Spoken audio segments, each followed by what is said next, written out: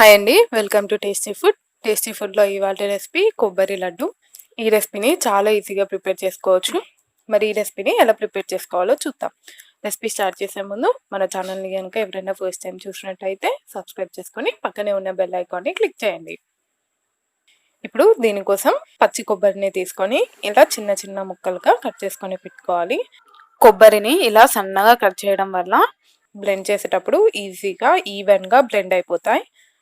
ఇప్పుడు దీన్ని మిక్సీ జార్లో వేసుకొని బ్లెండ్ చేసుకోవాలి. చూడండి, ఈ విధంగా బ్లెండ్ చేసుకొని పక్కకు పెట్టుకోవాలి.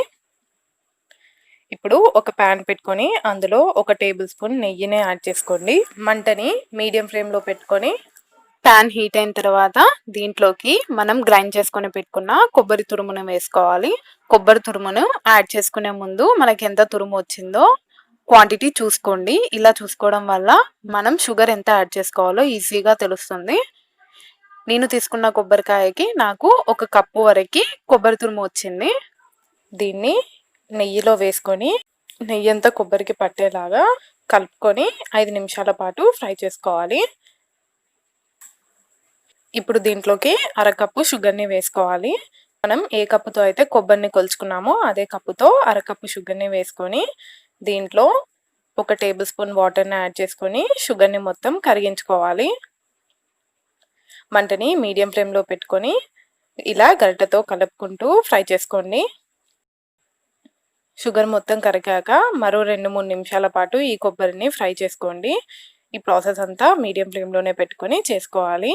ఇప్పుడు దీంట్లోకి 1/2 టేబుల్ స్పూన్ ఇలాచీ పౌడర్ని వేసుకొని మొత్తం మిక్స్ అయ్యేలాగా బాగా కలుపుకోండి. ఇలా కలుపుకొని మరో 2 నిమిషాల పాటు దీన్ని ఫ్రై చేసుకోండి. 2 నిమిషాల తర్వాత స్టవ్ ఆఫ్ చేసుకొని దీన్ని 2-3 నిమిషాల పాటు చల్లారనివ్వండి.